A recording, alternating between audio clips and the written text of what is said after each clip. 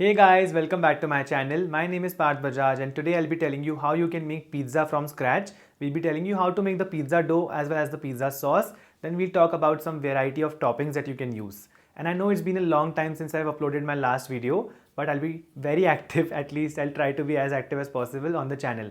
So put down your requests in the comment section and I'll make whatever you want next time. Let's start by making the dough. You can actually do this in one day as well, but I prefer to do this overnight. So we start by adding our maida, which is nothing but all-purpose flour, in a mixing bowl along with some caster sugar and salt. Followed by our instant yeast. You can also use active dry yeast and make sure to add your yeast and salt in opposite directions of your bowl. If you're adding active dry yeast, make sure to bloom it in some lukewarm water first. We'll just stir this together and then into this we'll add in some room temperature water and some extra virgin olive oil. I'm using this dough kneader, which you actually don't need to use, but this really makes the job easier. You can also use your hand or spatula or a food processor for the initial part. A lot of people actually know me for making Neapolitan pizza, which is a very different type of pizza and it comes from Naples in Italy. But this one has a lot more ingredients because in Neapolitan pizza there is no sugar, there is no extra virgin olive oil, nothing like that. And it only has flour, water, yeast and salt. But unlike this one, that is a little complicated to make. Once your dough looks like this kind of a shaggy mass, you can just transfer this on a silicone mat or any kind of counter that you can use and just start kneading this with hand. If you have a stand mixer, feel free to use that, but this is a very easy dough to knead since it's not at all sticky. You can knead this with whatever technique that you like or are used to, and if you make rotis at home, you can also follow the same techniques. Just make sure to knead it until it's a smooth dough. One of the techniques that you can use is to just use the back of your palm and roll the dough on the counter.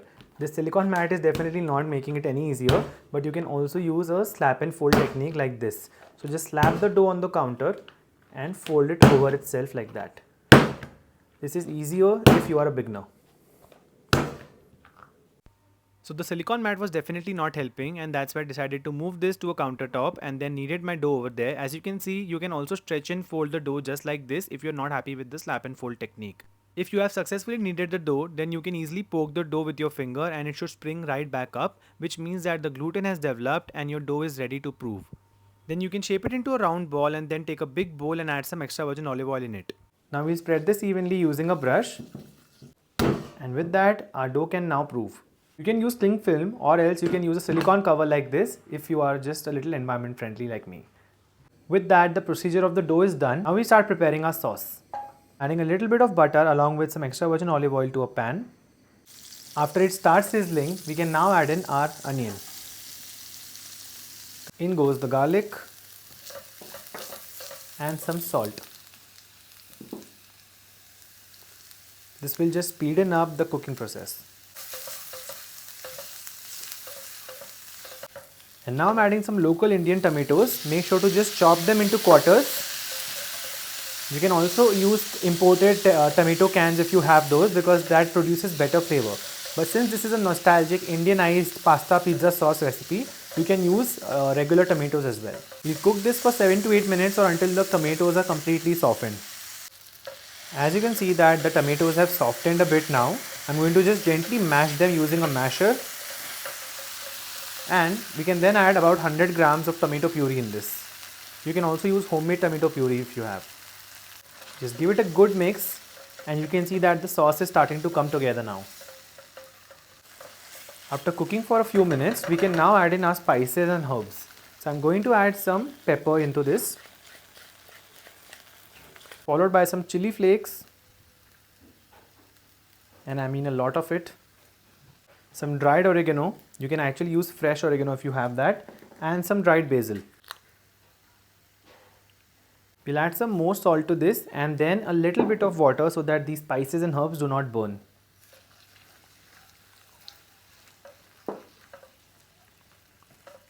Lastly, we'll just add a little bit of sugar into this. If you have fresh basil, you can also add that, but after this any other adjustments are your choice.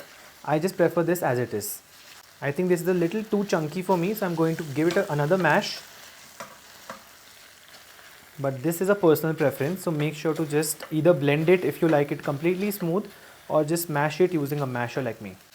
At this stage you can also add some more water and just cook it for one final minute. Now you can just taste this and just adjust the seasoning and then turn off the heat. And with that, your homemade pizza and pasta sauce is absolutely ready. It's the next day and you can see that our dough has risen beautifully. I'm now going to punch out the excess air. This part is my favorite. And the dough feels really nice and soft. Now we'll just take this out on a silicone sheet, or you can actually use your counter as well. And just form this into a ball. I'm going to divide this into two equal portions. You can actually use a weighing scale to just measure these out. They should be approximately 200 grams per dough ball. And if you want, you can actually divide this into 3 or 4 as well and make smaller pizzas. For a little better result, you can actually flip the dough and just flatten it out and bring all the edges in the middle, and then flip it back over so the smooth side is on top, and just swirl it around in between the palm just like that, and then use your pinky fingers to just smoothen it out further. And with that, both of our doughs are ready. We can now transfer this to a proving basket or any kind of container for the second ferment. Now for the proving, I'm going to just dust this container with a little bit of flour. A little bit means a little more because you don't want the dough to stick to the container. And then you can just place them at least a few inches apart because these are going to flatten out and rise. We'll just cover this and let it proof for around 1 or 2 hours until it is doubled in volume.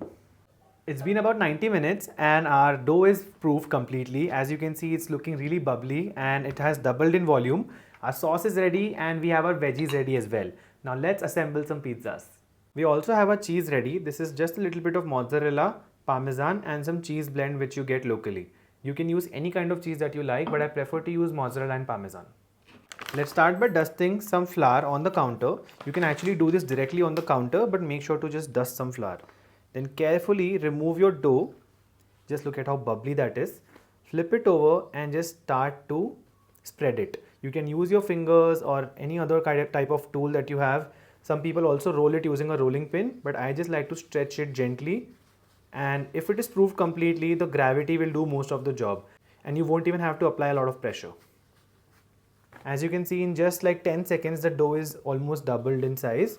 That's how beautifully it has proofed. Make sure it's not torn, and yeah, with that our pizza is almost stretched. You can just take your baking tray or any kind of cookie sheet, apply gentle amount of maida on it, like any kind of flour also works. If you have semolina, that is better for this, and just place your pizza dough on top of it. If you have a pizza stone by any chance, that will really make a big difference, and if you have that, please use it. Now with that, you can see that the pizza dough looks quite thin, but you can leave it a little thick also if you want. Now we'll be adding around half of our sauce on this. You don't need a lot of sauce since this has a lot of flavor in it. So as you can see, I've added around half of my sauce and I've left some edges around the corner, like around some border around the corner. And that is because that's like the pizza crust. So do not add any toppings on that unless you're using like a rolling pin to make the pizza. Now generally mozzarella cheese is just torn up with your hands just like that, and you can just place it randomly. You don't have to be very accurate or even about this. This needs to be a little artisanal, and that's why I'm going to just gently tear it and just spread it a little unevenly. Now I'll be adding some of that processed cheese. This is basically pizza cheese blend. And now lots of parmesan cheese. Just look at that. You can actually add a little bit of basil at this stage and that will be a margherita pizza. But I'm going to add lots of veggies since I know a lot of you love those. So before you add any oil on top of this, you can add your choice of veggies. I'm going ahead with some mushrooms, some bell pepper, some jalapenos and some olives. You can actually change this and add some corn or some feta cheese, any other type of variations. So please be a little creative and think of the variation as you like. Lastly, we'll just add some basil, and you can actually do this later once the pizza is baked, but I like to add it both times. So I'll be adding some more basil after it is baked as well. And then just some extra virgin olive oil. This will actually just bring everything together and the flavors will get infused in the pizza really well. So our oven was preheating since 1 hour at 240 degrees Celsius, which is the highest temperature of my oven. So whenever you want to bake pizza, make sure you do that and then put this in the oven for 15 to 20 minutes.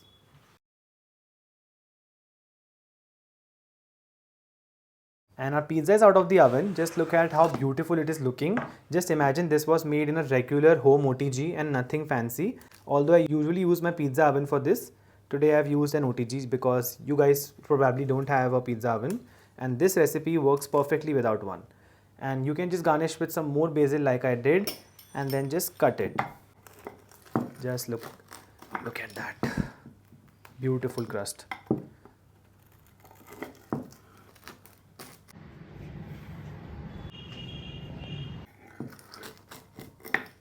Pizza is very soft in the middle and the crusts are pretty crunchy with just the way I like it. Just look at that, it's just flopping right over. If you use a pizza stone, you would get some color on the bottom as well. But apart from that, this is a wonderful pizza. You can also garnish this with some red chili flakes and oregano. Since we are making a little desi style pizza, I'm going to add some oregano on top and some red chili flakes because a lot of Indians really love this kind of a pizza. And if you're one of those, do try this recipe out. There was a lot of chili flakes. But yeah, I really love my chili. So let's try this. And with that, our pizza is ready. Now let's taste this.